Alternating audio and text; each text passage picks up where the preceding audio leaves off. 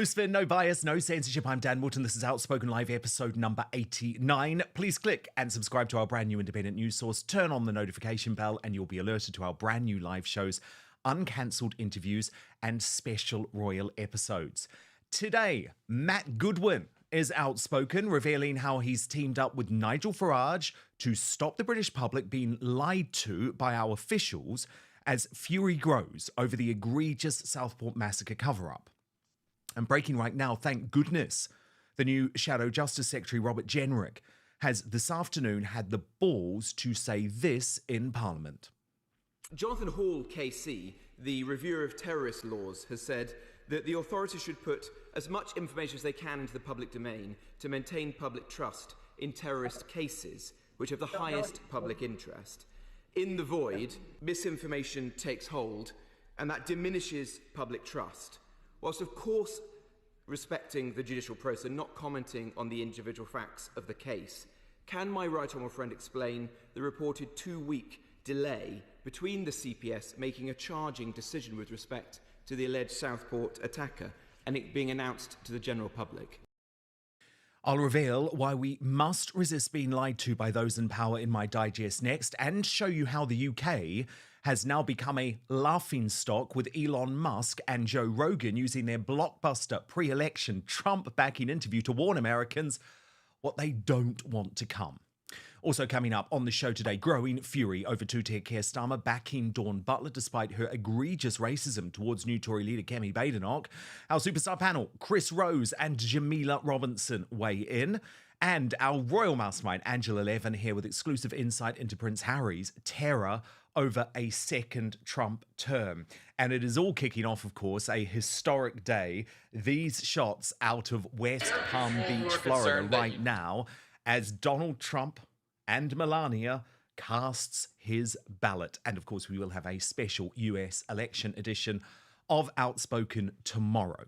But in the uncancelled after show today, much more from Angela Levin on the developing feud between King Charles and Prince Andrew. We have some big news for you too. The uncancelled after show now broadcast exclusively, daily and on demand on my Substack, which you can now Google or get to by visiting www.outspoken.live. If you subscribe to a monthly paid membership, you'll get access to my after show. And tonight, I am hosting a live chat throughout the night so we can digest those crucial American election results. But now, let's go.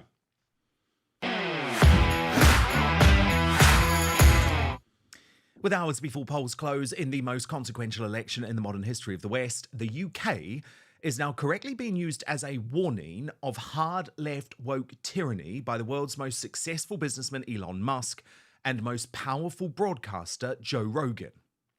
But that's the reality of the world that we live in, is that tyranny is possible and it exists other places, and it's slowly existing. It's slowly rearing its head in the UK. You're seeing, I think the number of people that have been arrested for just social media posts is bananas. It's in the thousands. Yes, several thousand people have been given prison sentences in the UK for social media posts where there was no explicit link to actual violence, but they just said it encouraged violence. I'm like, well, did anyone actually do anything as a result of that media post? Well, no, but they just and then they have a prison overcrowding situation in the UK, so they're quite literally releasing convicted pedophiles and putting people in jail for Facebook posts. That's an actual thing happening in Britain. That is so wild. As a result of that media post, well, no. I'm embarrassed about what our Great Britain has become in just a matter of months under Two Tier Keir Starmer and his lying posse of socialists. I'm also furious that the entire mechanism of state working with the MSM is now designed to lie to us, to cover up the truth, even when our safety is at risk. So thank God for losing Tory candidate Robert Jenrick, who had the balls as the new Shadow Justice Secretary to defy the Speaker of the House, Lindsay Hoyle, and become the first MP to directly address the cover-up over the Southport Massacre in the House today, asking what we all want to know: why the hell was the fact Axel Rudakabana was producing ricin and had an Al-Qaeda manual hidden from us? Jonathan Hall, KC, the reviewer of terrorist laws, has said that the authorities should put as much information as they can into the public domain to maintain public trust in terrorist cases, which have the highest public interest. In the void, misinformation takes hold, and that diminishes public trust, whilst of course respecting the judicial process and not commenting on the individual facts of the case. Can my right honourable friend explain the reported 2-week delay between the CPS making a charging decision with respect to the alleged Southport attacker and it being announced to the general public? As Suzanne Evans posted on X, meanwhile, Peter Lynch, who called it right, took his own life in prison. Would a jury in possession of all the facts have convicted him? And Rupert Lowe, the Reform UK MP, said Parliament has a right to know the full truth about Southport. But the cover-up just gets worse. And the academic and independent media star Matt Goodwin is fighting back. He has launched a campaign working with Reform UK to get us the information we deserve on how mass immigration is impacting the economy, welfare and crime. It's so shocking that the cover-up of official data now extends to welfare claims by nationality and immigration status, arrest rates and prisoner status by nationality and immigration status, sentencing of foreign nationals, including how many are repeat offenders, and the cost of accommodation for illegal migrants. And Reform UK's Rupert Lowe, he's so good at the moment. He put it best, I think, by saying, how can the Home Office not have a nationality breakdown of the sex offenders register? 70,000 sex offenders, and we don't know where they have come from. This is madness, endangering the British people. The information must be centrally collected and published in full. So we are all being gaslit. We are all being gaslit, but we are not stupid, and hiding the truth from us will only work for so long. And now it's time for the uncancelled interview.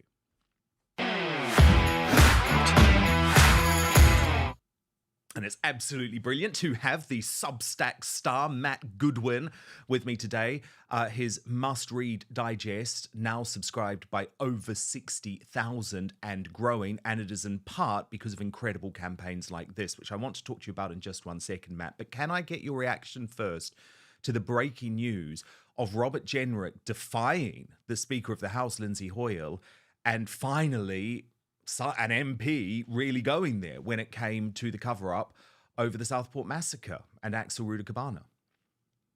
Well, I think it's great that Robert Jenrick is making that intervention. He's one of several MPs who are making that intervention. Nigel Farage, Lee Anderson and others have made similar points about the what appears to be some kind of attempt to downplay or conceal information about the Southport case. And I think for millions of people in the country, they've always sensed all along that there's something not quite right about this case. And what we've been trying to do, Dan, I know we'll come on and talk about it, but what we've been trying to do is take this misinformation narrative head on by saying, look, you can't accuse ordinary people of misinformation while at the same time concealing or deliberately hiding information from those very people.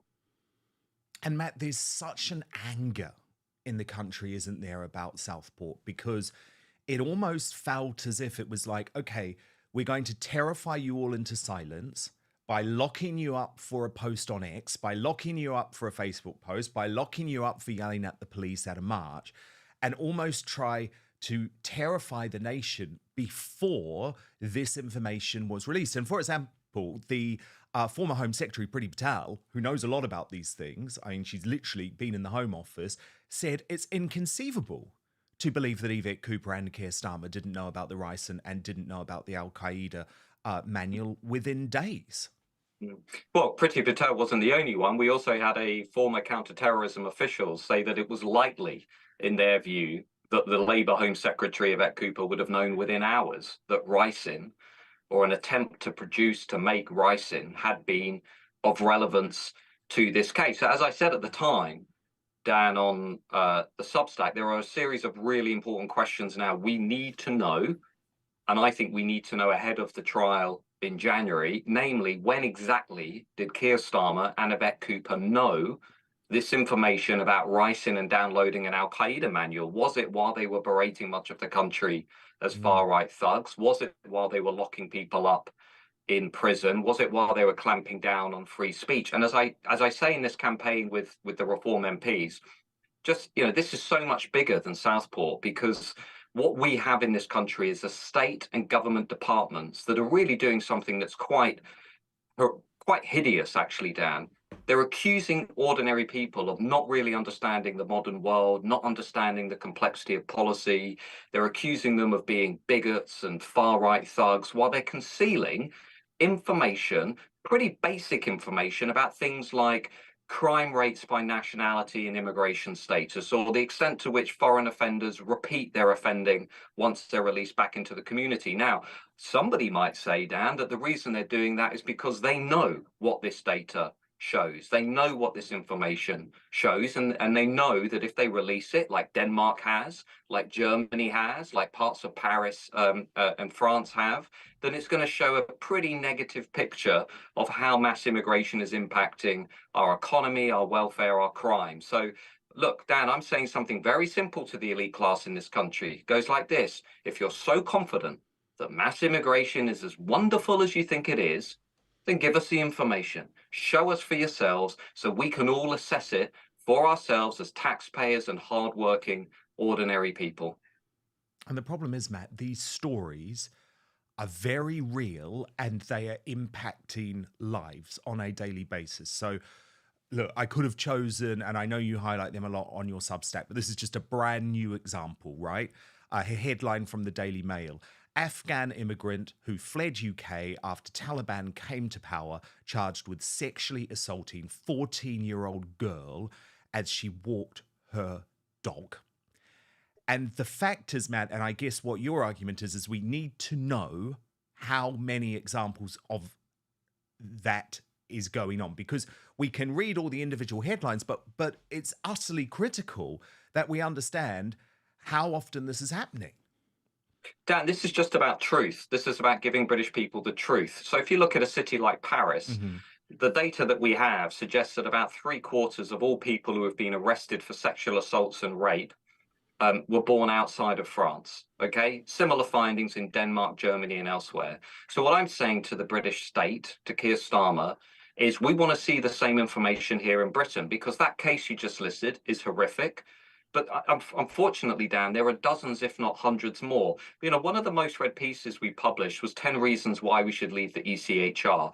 And those 10 reasons were basically Syrians, Afghan nationals, Iraqis, Eritreans who have come to Britain illegally and gone on to murder, rape, sexually assault British people. And I think they've had enough. And it's great that some Conservatives are standing up and saying something about this. But Dan, I'll push back on you a little bit. Please. This is the same Conservative Party that has just turned its back on somebody who was saying we should leave the European Convention on Human Rights so we can better control our borders and deport foreign nationals. And I've come to this conclusion after a few years of looking at this issue.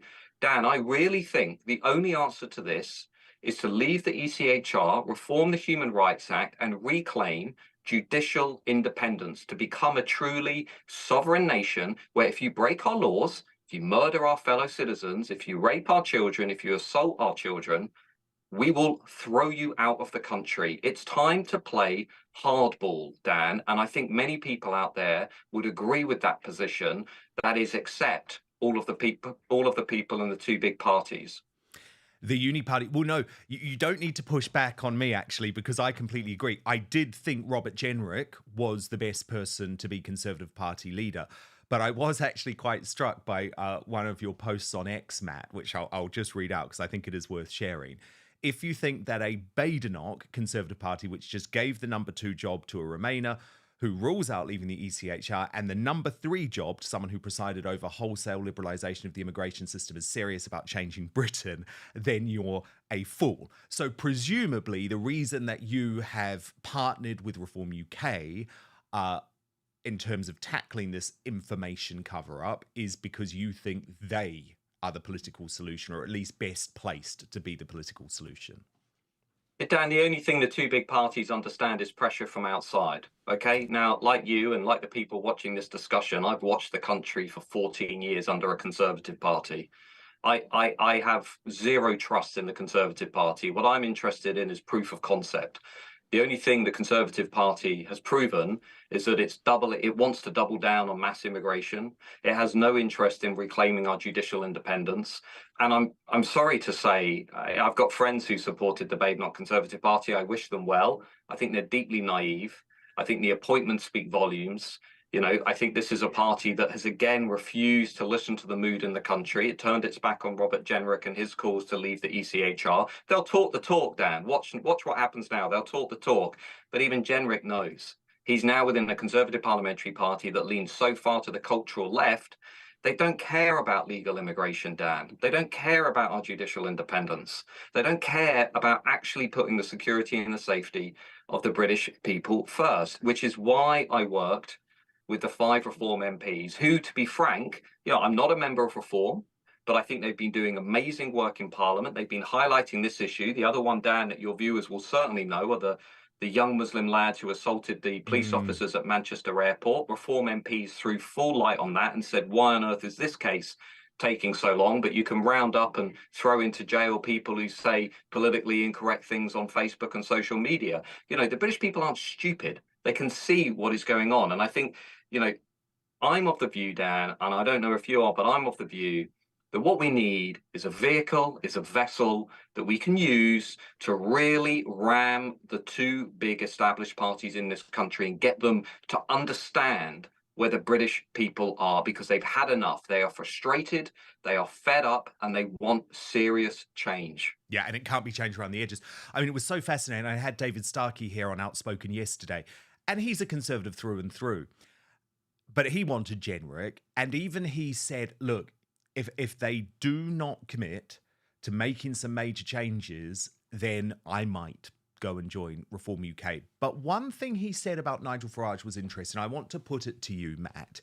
He is a fan of Nigel Farage. He's friends with Nigel Farage. But he said that he believes Nigel Farage is too divisive to be a leader, as divisive as Keir Starmer, and he believes that that would be dangerous for the country. They were his words. Now, you're obviously a polling expert. Is that true? Is it true that Nigel Farage is too divisive to bring the country together as Prime Minister? Well, the first thing I would say is I don't think Nigel Farage presents a danger to the country. I think it is true that Nigel Farage tends to polarize the country. You either like Nigel Farage and respect what he's achieved and you respect what he's about, or you disagree with Nigel Farage when it comes to issues like Brexit. But look, the million-dollar question facing both Nigel Farage and Reform is how they can now go from 14% of the national vote to 30% of the national vote and be in contention to win a national election. And I think even Nigel Farage would say, as indeed he did say when he came back as leader of Reform and he committed to 5 years, he said part of that process is about changing the organization and is about pushing up people within Reform, a more, a widespread portfolio of people and so on, and turning this people's army into an even bigger revolt in British politics. And I think ultimately, again, to go back to my point about proof of concept, look, Nigel Farage, whatever your view about Farage, is the single most influential politician of our generation. It's impossible to imagine the last 30 years of British politics without Nigel Farage, and that reflects his influence and impact, which has been enormous. So I think it's very easy for people online, particularly people on the right of British politics, to criticize Nigel Farage, but actually he's achieved more than really anybody else outside of the 2 big parties. And just as the last point, Dan, I've just finished reading a wonderful book by a former Oxford professor, Vernon Bogdanor, and he brings together, he says, here are the 10 cases of the most influential politicians in British politics who were never actually elected. Now, Nigel Farage, until July, was one of those politicians. He achieved all this despite not being in the Commons. So I'm going to listen less to the people who say, don't listen to Nigel Farage at all. And I'm going to look more at the record of people, because I think if there's anybody who's been underestimated, Dan, all along, it is Nigel Farage. I'm with you there. Look, final question, Matt, then. Where do you stand on, speaking of unelected populist leaders, where do you stand on the Tommy Robinson question? Because there's been I wouldn't go as far to say a civil war breaking out within Reform UK, but there's certainly been disagreement within Reform UK about how to tackle the Tommy Robinson question. Both Ben Habib and Howard Cox actually on this show took issue with Richard Tice describing people who were at the Tommy Robinson march as that lot. And Howard Cox actually told me that Nigel Farage had been in touch with him and said that Richard had gone too far. It's a difficult one for Reform UK, isn't it? Because there will have been a heck of a lot of people on that march who are Reform UK supporters and voters. Well, Dan, I can only tell you what I think about that issue, and that's simply this, which is, as I've said before in public, the simple reality is that somebody like Tommy Robinson, a figure like Tommy Robinson, would not be anywhere near as popular and significant as he is had the British state, had the old parties, had the civil servants and the police taken the issues on which he campaigned seriously to begin with. The blunt reality, Dan, is Tommy Robinson is only in the political landscape, is only a significant figure because of the consistent failure of local councils, police authorities, and let's be honest, Dan, the legacy media class, to actually draw attention to the issue of the grooming gangs and the sexual exploitation of our girls and women by predominantly Pakistani Muslim gangs. Now, there are only 2 or 3 people in the country in 2009 and 2010 talking about that issue. One of them was Andrew Norfolk at the Times. Another one was Tommy Robinson.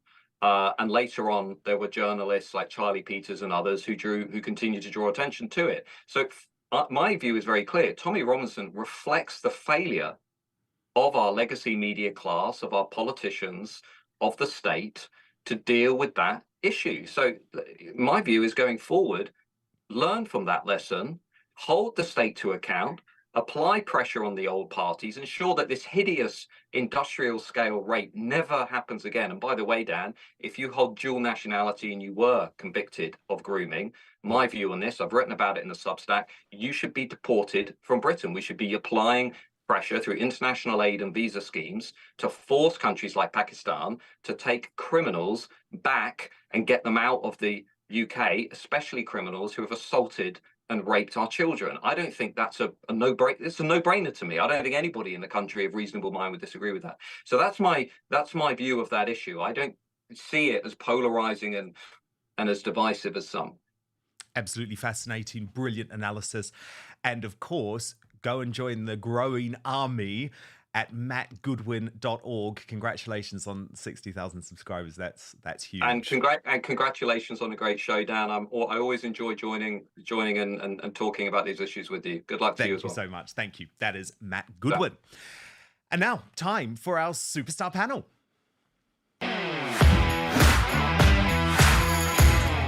And I'm absolutely delighted today to be joined by Jamila Robertson and Chris Rose. They are both rising stars in the Conservative Party movement, and we'll be talking to them in just 1 second. But breaking right now, growing backlash over Dawn Butler's comments regarding the new Conservative Party leader, Kemi Badenoch. Now, you'll remember that she described Kemi Badenoch as blackface of white supremacy. It was an absolutely revolting post. She retweeted it from Nels Abbey, a London-based Nigerian journalist. I don't need to share the whole thing with you, but this isn't just Dawn Butler who's doing this, unfortunately. It's a whole load of hard left figures who seem to believe that Kemi Badenoch no longer is black because she's the leader of the Conservative Party. I would argue that perhaps the most egregious was Dr. Shola. Even though she looks African on the outside, they put whiteness inside her. That's right. That is not racism. No, that is blackface. That is the new kind of blackface. That's right. The only way is up for Kemi. She understands how the system works. Kemi is going for Prime Minister, so please get out of her way. If you're black British looking for reparation, go and repair yourself, or Kemi is not the one for you. If you're black British fighting systemic injustice, Kemi is not the one for you. Get out of her way. Goodness me. So, Jamila Robertson, as I say, a rising star in the Conservative Party. And Chris Rose, you have to know him because he has one of the best British accounts on X. I am like glued to it all day, every day. So brilliant to have you both on Outspoken for the first time. Jamila, you were a supporter of Kemi Badenoch? I was, yes. I was actually torn between Kemi and Rob right until the end, but I opted for Kemi in the end. Which obviously turned out to be the right call. And what is your reaction to, let's be honest about it, this egregious racism? Yeah, it's really disappointing. I actually stood in Brent East against Dawn Butler in the election just gone, and she was perfectly nice to me. But it is really disappointed that instead of congratulating Kemi, that she's gone on to retweet such a disgusting tweet. It feels to me like this is the only way she can get any publicity, and it's quite sad. But the thing is, Chris, look at this from Lee Anderson today. He posted on X, remember this? Dawn Butler, you called for the whip to be removed from me over Islamophobic comments, yet your government has no definition of Islamophobia. What have you been up to lately? And isn't that the point, Chris, that it is so often these people on the left that constantly want to remove free speech from people, that want to cancel people, yet when they do the same thing, it doesn't happen. That's exactly the thing. I mean, we have probably the most hypocritical governments in my lifetime, because they're very vocal when it comes to, you know, a Tory that says something they don't like, but as soon as someone on their rank does it, they're not as vocal. Like you had yesterday, Yvette Cooper saying that she not heard of this, and even when Nick read out the tweet to her, she still said, "Oh, I'm not sure if it's racism." If a Tory MP had said something similar, she would have been absolutely on the ball to call it racism. But when it's somebody in their own rank, it's, you know, they need more context all the time. And I think it's astonishing. 48 hours later, Keir Starmer still hasn't removed the whip. He's just shown himself to be very weak. Increasingly, every week, he's just more and more weak as the weeks go by. I mean, it's absolutely pathetic that he's not removed the whip yet. Ben Habib, the former deputy leader of Reform UK, posted on X about this, and specifically about the Keir Starmer point, saying, no wonder Starmer's reluctant to move the whip from Dawn Butler Brent. He's content with extreme prejudice as long as it's his prejudice. He agrees with Butler, this government will not survive 5 years. And the thing is, Jamila, I do wonder if that is true, because look at Diane Abbott. There was absolutely no concerns about the fact that she had been blatantly anti-Semitic because she's the mother of the house. And I just wonder if you feel that there are double standards when it comes to black women on the left. Oh, yeah, totally. I think if you look at the kind of furore from the BBC when, you know, Frank Hester said what he did, I think they were talking about it for about 3 months. And I haven't really seen them giving the same energy to Dawn Butler's comments. It is very disappointing. And I think the problem with the hard left is that they preach tolerance, but they are the most intolerant of anyone else. Yeah, Christina Jordan, the former Brexit Party MEP, was also particularly upset about this. She wrote, and she quoted from what Dawn Butler had retweeted, saying, even though she looks African on the outside, they put whiteness inside her. This video is vile, sickening, and repugnant. Why on earth did London South Bank University give this racist an honorary doctorate? And that's what I cannot understand, Chris. Like, Dr. Shola, can we just be honest about this, right? Dr. Shola is an extremist, and she is an extreme racist. I mean, in fact, yesterday, David Starkey on the show described her as a fascist. Now, this is a woman who still gets invited to sit on the panel of the Jeremy Vine show, who is still completely accepted in polite society and academic society. I mean, I guess the point I'm making, Chris, is the hypocrisy is just so blatant now. Absolutely. I mean, as I said continuously, if a white person had said similar stuff to what as Dr. Schwaller has said, they would not be invited to panels. They had been cancelled ages ago. And, you know, over the last year, she's shown herself to be quite anti-Semitic as well. So it's not just white people she comes after, it's also Jews as well now. And I think to myself, getting those awards just shows the double standards in society. And one thing I find really annoying about people with Dr. Sharla's mindset is they come out and defend Chris Kaba, a career criminal, but as soon as Kemi gets her achievement, somehow that makes them feel ashamed. And out of Chris Kaba and Kemi, I know which one makes me feel ashamed, and it's not Kemi. Of course. No, very, very good point. Now, look, you've obviously both stuck by the Conservative Party through very difficult times. Not everyone convinced by Kemi Badenoch as leader. Rupert Lowe, the Reform UK MP, for example, posted after her win saying, Badenoch wins. I have never been more confident that Reform will outright win the next general election.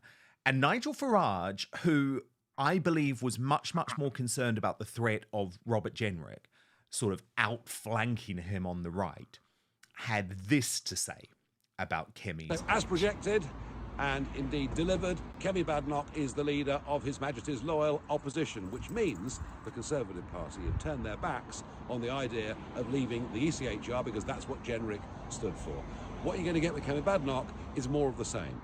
Pretty much exactly the same as the last 14 years. I've got to tell you, one thing they don't understand, it isn't about the individuals. The Conservative brand is broken. And there was more. There was more. The Tories have chosen. They've chosen Kemi Badenoch over Robert Jenrick. What that means is the Conservative Party is now committed to staying in the ECHR, which means we can't deport foreign criminals, and they will never, ever stop the votes. So if you voted Jenrick or wanted Jenrick to win, you now realise the direction of the Conservative Party. It is now time to join Reform. Do it. But Badenoch herself, in her first interview since becoming leader, wasn't having any of it. Nigel Farage says that you are more of the same, no change. Well, I think that's actually quite a hilarious comment. Hilarious, why? Yeah, yes, it is, because I'm obviously not more of the same. And I think that shows that he doesn't actually know what to say in response to either me or some of the principles which I have set out. Nigel Farage and the success of Reform are a symptom of the Conservative Party, in my view, not being clear enough and consistent enough about our values and about how we were using those Conservative values to deliver for the British people. If we get this right, then I think people will start to see that Reform is nothing but a spoiler for the Conservatives and just creates more and more Labour government. See, I just don't know that old school thinking when it comes to Reform UK, Jamila, is going to stick. Like, surely she needs to stop slagging off Farage and think of a different strategy, because this is going to have to end in some sort of deal, isn't it? Well, I don't know about that. I think, look, Farage probably, he kind of fired the first shot on that one. And I'm sure in response to his videos, I'm sure he had one for the other way around as well, that if Kemi had lost, I'm sure he would have said exactly the same thing, but about Robert. I think with Farage, I think she's right. I don't think he knew what to say. And I totally agree with her. It's all about communicating our values, like knocking on doors. People were saying to us, they're not going to vote for us because they don't feel like we're conservative anymore. And I think as long as we are projecting that and convince the great British public that we are conservative again, I think they will have our backs. Chrissy, I feel like I'm pretty in tune with your politics, right? It's not often I disagree with you. And I thought you'd be all in with Reform at this point. No, it's I think I'd give the Conservatives more of a chance. It's like with Kemi, I think she's trying to rebuild the trust towards the Conservative Party and the public first, and then show that the party is united, and then build a platform then. Because, in the past, we've had several Tory MPs who have said, we're going to leave the ECHR, and then nothing happened. And that builds distrust over time. So I think she's very careful about not making promises that she can't make at the moment. Yeah, but the thing is, look at this graphic of Conservative Party memberships. Jamila, come on. You've got to be bold. That's what I don't understand. I loved how bold Jenrick was. I did too, and that's one of the things I really liked about him.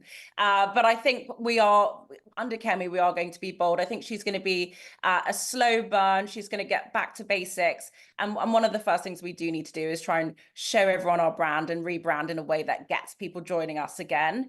Farage's only tactic is to try and steal our councillors, try and steal people who are already standing for us, like Lee Anderson. So his tactic is he knows that the Conservatives are better. He's just trying to take them. The problem is, I feel that you've got some people in the party who remain on cloud cuckoo land, right? They are sort of the Conservatives who are not actually Conservatives in any way. They need to go off and join the Liberal Democratic Party. And you know, one of the absolute worst is George Osborne. And I was blown away by the former Chancellor earlier this week. I actually cannot believe that this wasn't a spoof. Promise you, this is not AI. This is real video. I'm about to call you George Osborne predicting that the solution for the Conservatives is Rishi Sunak, who just had the biggest election defeat in Conservative history, to be made leader again before the next election. Watch. But I'm told he's very committed to staying as an MP. He actually used Prime Minister's questions this week to go through the things that he really cares about, like technology, like cricket in state schools.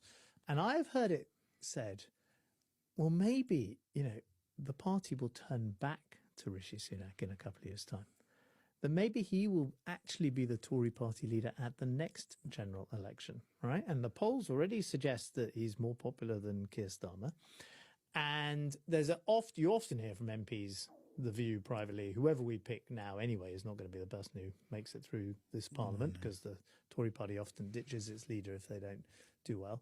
So, in fact, maybe Rishi Sunak is going to be the Tory candidate in the next election. Look, I mean, come on, Chris.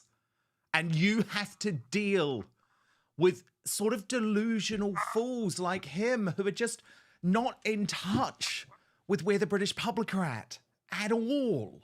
I mean, Rishi Sunak has never won a big election. No, yes. I mean, he's never won a Tory leadership either. But, he's doing much better. He was doing much better when he was leader of the opposition. I'll give him that. But as Prime Minister, he had his chance and he didn't perform well. So the idea of him being the leader again would just be absolutely nonsense. I don't know why George is saying that at all.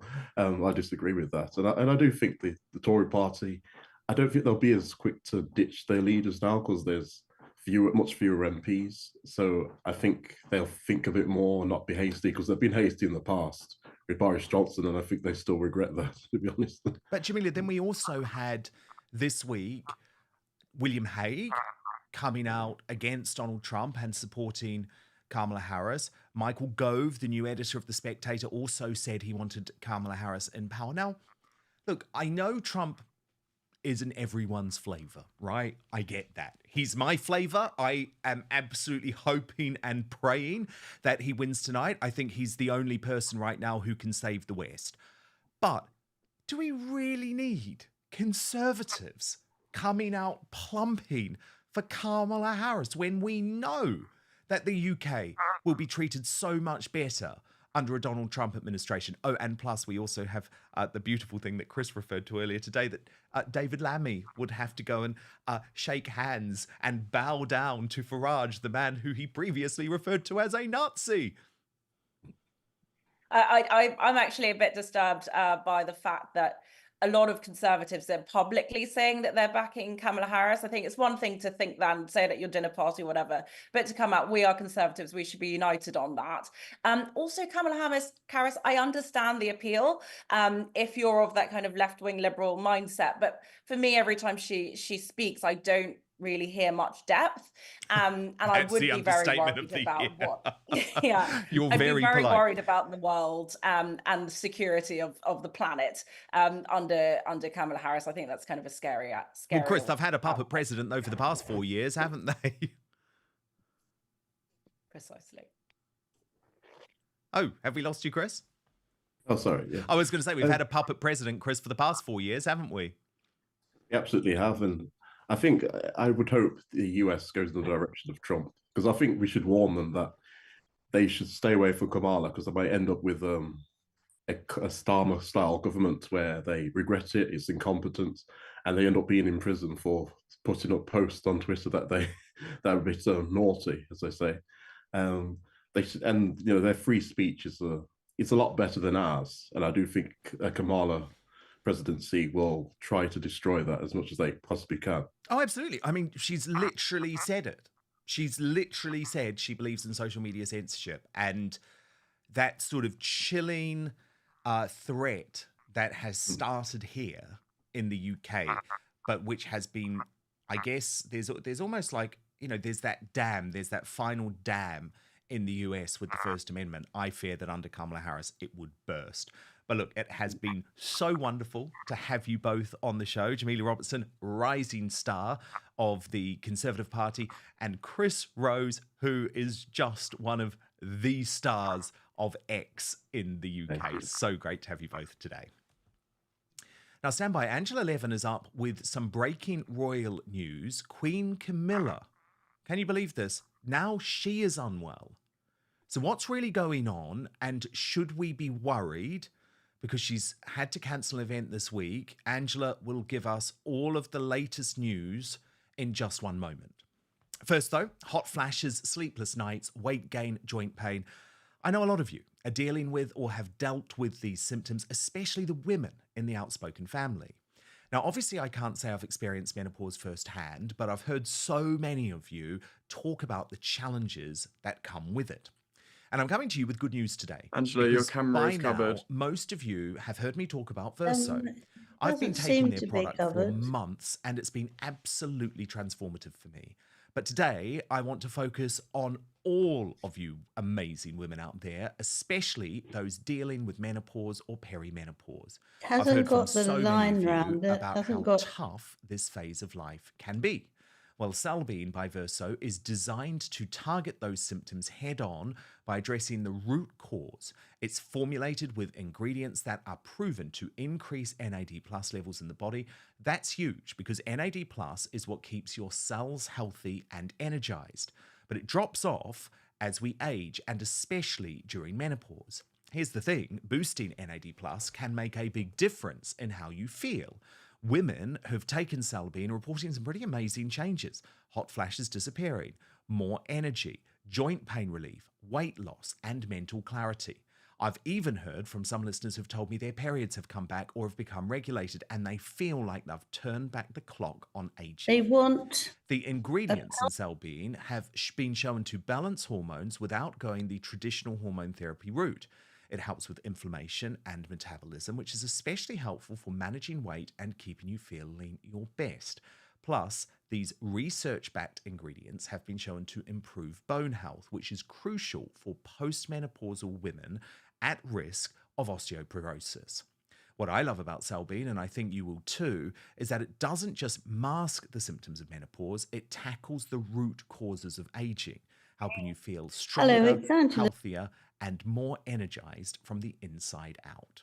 If you haven't tried it yet and you're ready to take control of your health and feel more like yourself, click the link in the description on YouTube and Rumble, or head on over to www.buy.ver.so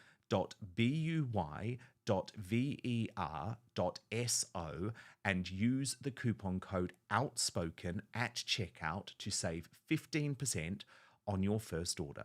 So if you're tired of the sleepless nights, the hot flashes, or just feeling off, give Salbean a try. It's already helped so many of you, and I'm confident it can help even more of you feel better too. So I'm just going to repeat it now. www.buy.ver.so/outspoken. Use the coupon code OUTSPOKEN.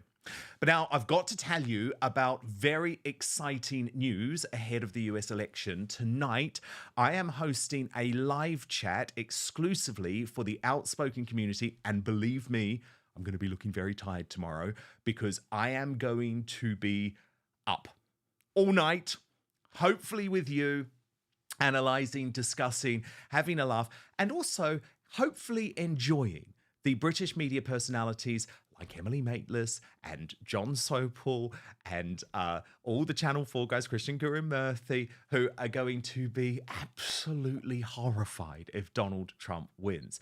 So what has now happened is that my Substack and the uncancelled after show is all in one place. You can sign up at www.outspoken.live. Let me just repeat that, www.outspoken.live. But now, back to the show, and it's time for our Royal Mastermind.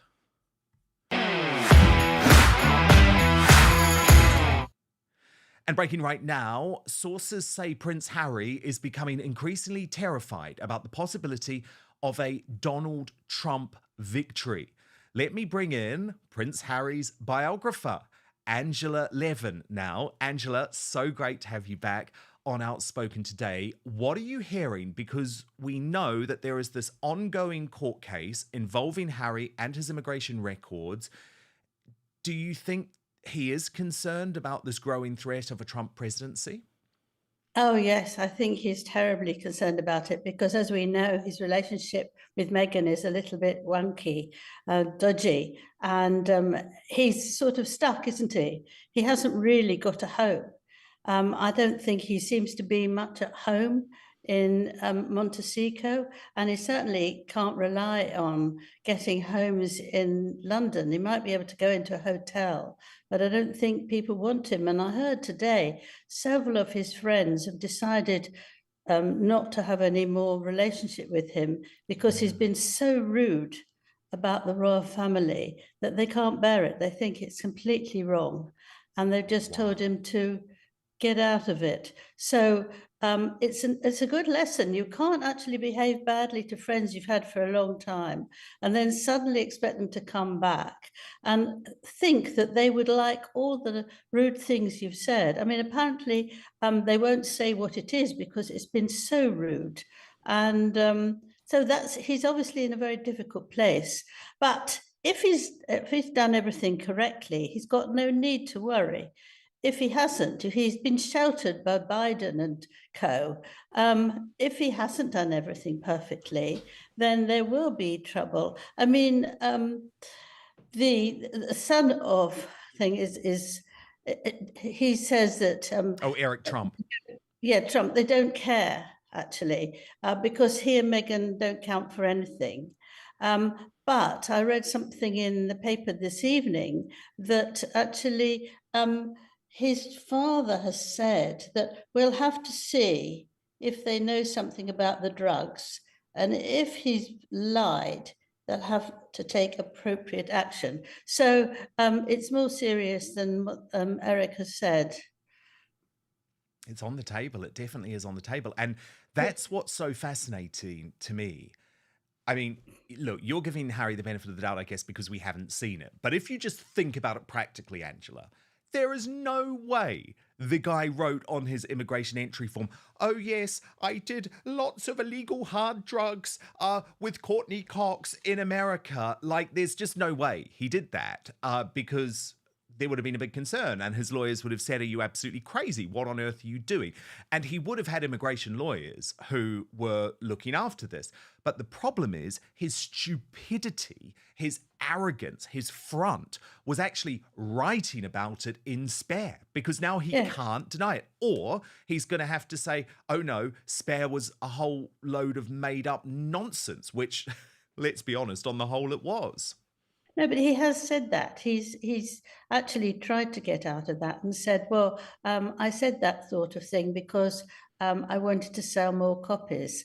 But that is incredibly dangerous. And I don't understand why nobody helped him. I don't know why Meghan didn't help him, because most people show something like that great big biography of himself for their partner to read. The company should have looked at it. The lawyer should have looked at it. There's plenty of people there who could have helped him. And I find it very strange. Either he absolutely decided he wanted that in there to prove what a sort of gay man he is. Cool dude he is.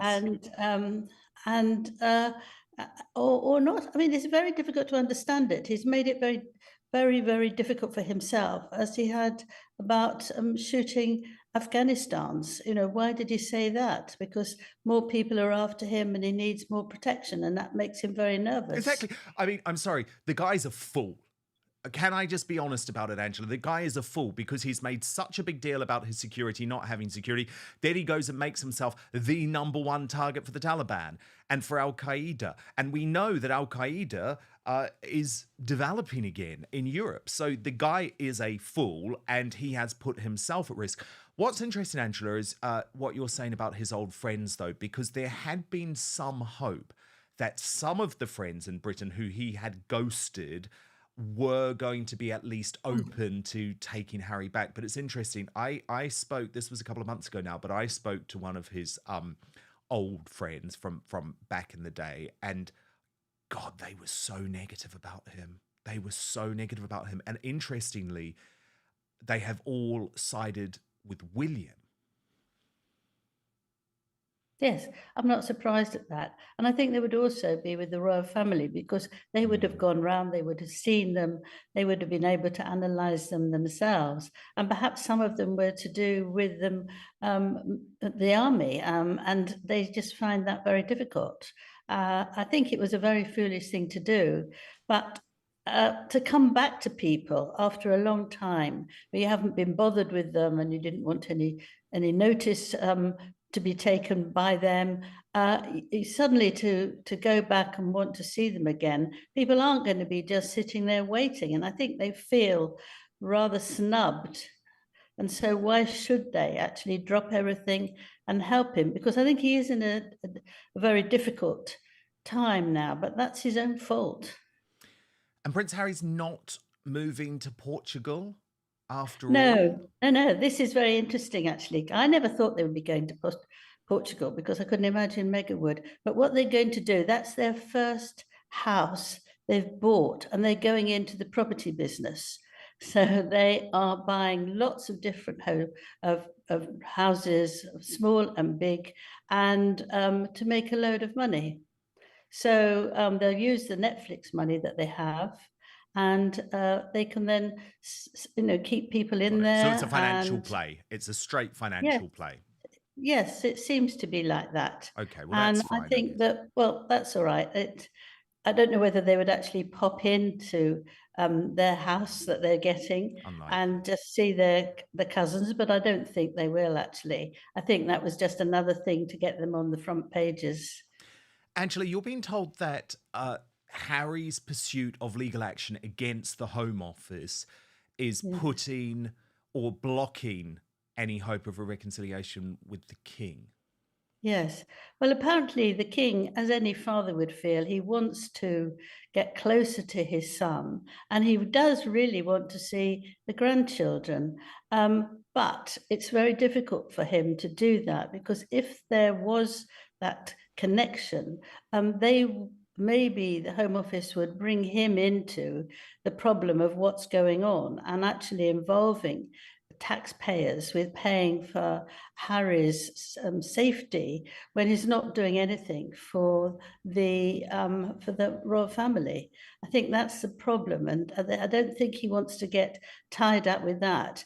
And also, Harry keeps on about he wants an apology for Meghan, and he wants some sort of statement about closing how much money he should get from his father, as if it was a business and he'd been sacked, that he would want money to benefit him. But I don't think King Charles is going to do that. I think there's quite strong things around him, particularly William, and he doesn't want to upset William. He doesn't want to put William off, and he's actually doing brilliantly at the moment. And William wants nothing to do with Harry, and for two reasons. One is that Harry wants to look after their younger two children, because he doesn't want to get them to be like him, spare, but they don't want Harry, or William definitely doesn't want Harry interfering with his own family. And the other one is that he can't forgive him for what he said about Princess Catherine. And it was appalling, saying that she was just the right shape and personality awful. fitted into the royal family. It was He awful. married for love. Well, And look, I think, William has hated that. And you can see that they are very close to each other. In any case, it's not something you would ever say about your brother or your sister-in-law. Well, look, I want to talk more about that, Angela, in the Uncancelled After Show, which you can subscribe to on my Substack. But I think it's really important we get to the breaking news now, which is that Queen Camilla is unwell. She has been forced to pull out of Thursday's Field of Remembrance with a chest infection. She's going to be represented by the Duchess of Gloucester. But Buckingham Palace has released a statement today saying the Queen is currently unwell with a chest infection for which her doctors have advised a short period of rest. With great regret, Her Majesty has therefore had to withdraw from her engagements for this week, but she very much hopes to be recovered in time to attend this weekend's remembrance events as normal. She apologises to all those who may be inconvenienced or disappointed as a result. And we're told, Angela, that Her Majesty the Queen is currently resting privately at home. Now, look, usually you could argue, minor illness, but given everything we've gone through over the past few months, number one, we know that the royal family don't like pulling out of events. And number two, we know that sometimes when things are bad, we're not told about it. So you are the biographer of Queen Camilla. What can you tell us about her health? Well, I mean, she was a very, very heavy smoker. So that actually leads her to be more vulnerable towards chest things. She's had COVID twice, and she has often, not often, but occasionally she does have to retire because she's got something wrong in her throat or something like that in chest. And I think she needs to be really careful. The problem was that when she was in Australia, that it was pouring with rain and she never moved. She didn't try and get out of it. And when they were just flying home, the rain was just bolting down, and it was very, just what you don't need if you're in your late 70s and you've got a very long flight. And I think that's probably what's given her the chest. But the at the remembrance, it was very important to her because her father was a war hero, and the two of them were very, very close. And she admired him so much, and he got two awards. And I think that she would have come if she can, but I think she's got to be very careful. And, if you get a bad throat or chest, you can, if you're older, be much more easily taken by pneumonia. And we don't want that at all. So she really does need to be very careful and to rest. I mean, they were both working incredibly hard. And in a way, it shows that,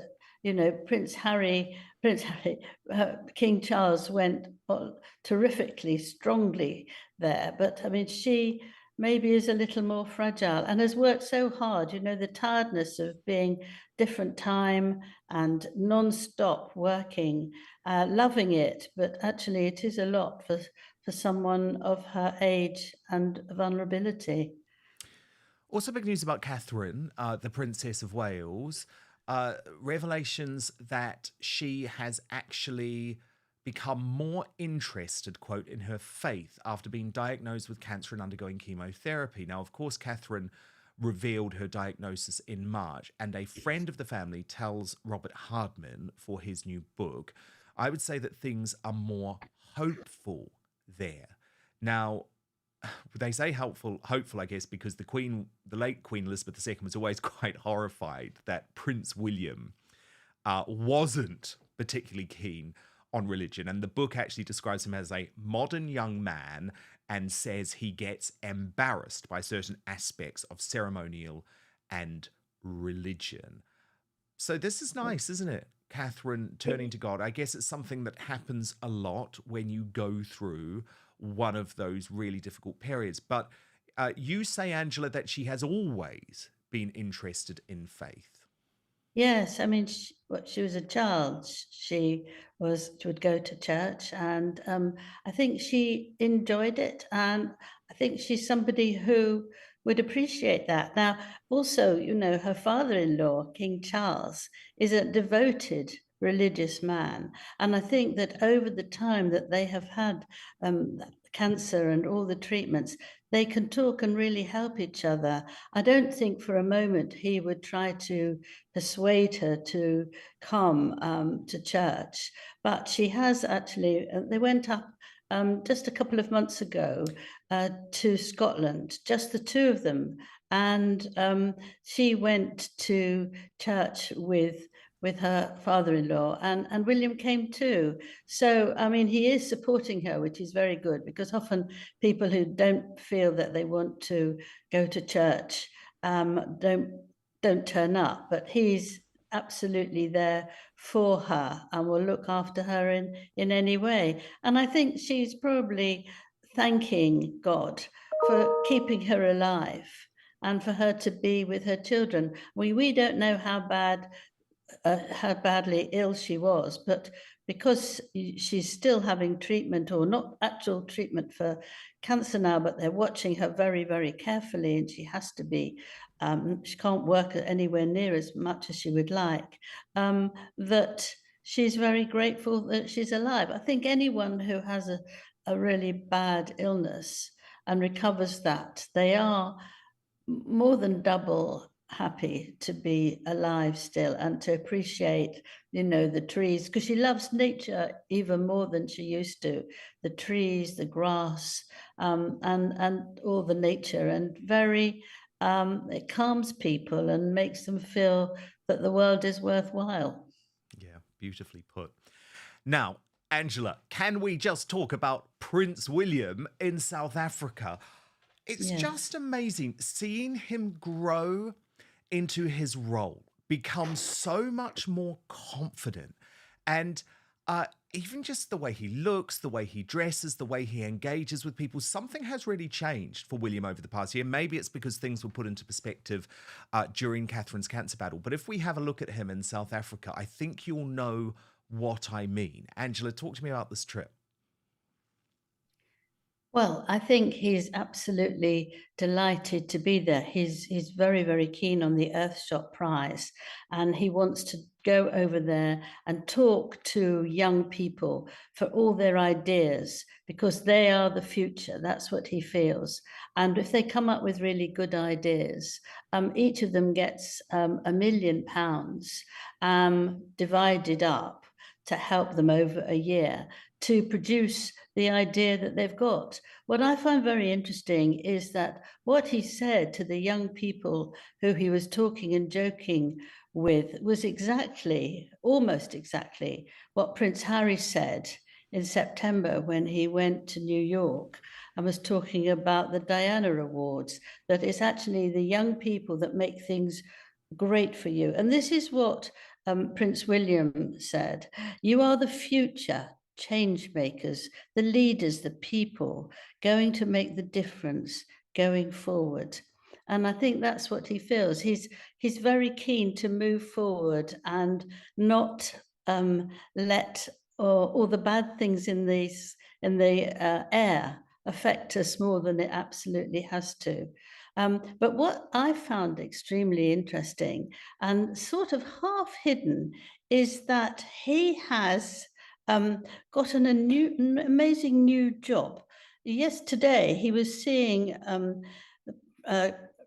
Ramaphosa, is his name? Yes, that's right. The president, right? Yes, the president of South Africa. And he was delighted to see him. But it's described in the most extraordinary way that Foreign Secretary David Lammy was there. The meeting was called the highest level engagement to help cement a really important bilateral relationship. Kensington Palace has said the meeting with the head of state was now a golden thread running through all Prince William's overseas visits. Now that to me sounds as if he's going to take a load of weight away from King Charles. I mean, it's extraordinary. They're putting him there as a young king without the crown, sort of.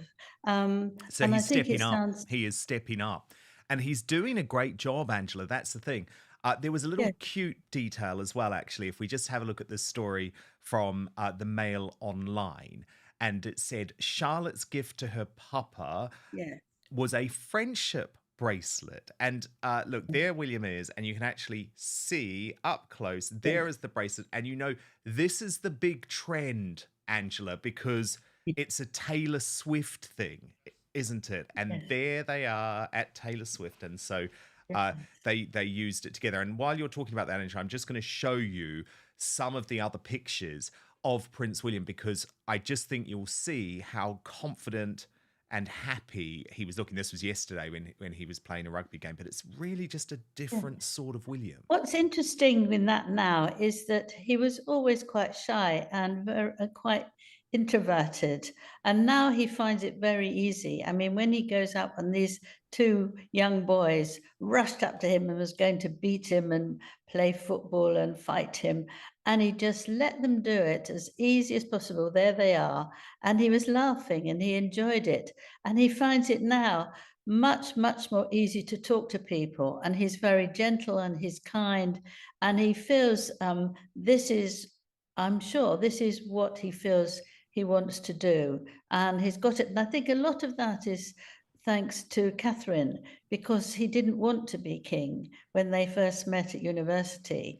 He thought it was boring. He didn't want to cut ribbons and none of that. But I think the two of them together have worked out how you can do something valuable, what you like, that's really important, and do that with great ease. And your position gives you an enormous amount of time and energy to help in a way that you couldn't if you weren't on the royal family. Camilla feels this. She feels that she's very lucky so that she can help all sorts of people in a whole range because of her position. And I think that they both enjoy that too. And now Catherine can't do very much. I think he very gently is taking on a whole persona, different persona, so that he has developed with this.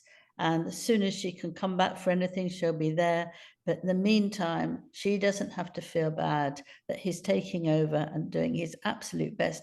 And for his father, that they can feel that actually that's a lovely picture, the next monarch is him, and they don't have any concerns. No, I totally agree, Angela. I've never seen Prince William looking as confident in public as I saw him this week in South Africa. But look, stand by, Angela Levin, because Angela has lots more royal news. So King Charles, despite his cancer, dealing with two big battles. One, Harry versus William. The second, Charles versus his own younger brother, Prince Andrew.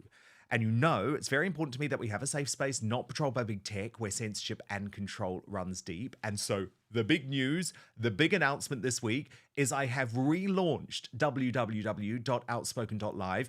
It's our membership section where you still get half an hour of extra content every single day, but it's now on Substack. So if you head to www.outspoken.live, or if you just type Dan Wootton Outspoken Substack into Google, you will get there. And it gives you the ability to read all of my columns, read all of my exclusive reporting, but also now watch the after show every single day. So we stream it live right now if you have the Substack app, which you can download to your either iPhone or Android device. So you can watch it live. If you've got that case, we'll send an alert out to you via email, or we will upload the full, beautiful, quality show every night. So please, please do sign up to www.outspoken.live. It allows me, by the way, to continue this independent media venture, and there's lots of ways to communicate with me, including, by the way, all night tonight, because I'm going to be up on the Substack chatting live as the American results rolling. So big apologies if I'm looking a little bit tired tomorrow, but we are back live 5 p.m. UK time, midday Eastern, 9 a.m. Pacific. We've got a brilliant superstar panel to cover the election fallout. Father Calvin Robertson and Samantha Markle from the US, and June Slater here in the UK. Most importantly, I promise to keep fighting for you, and we will see you on the after show with Angela Levin on Substack. You'll get used to this, I promise, in just one moment.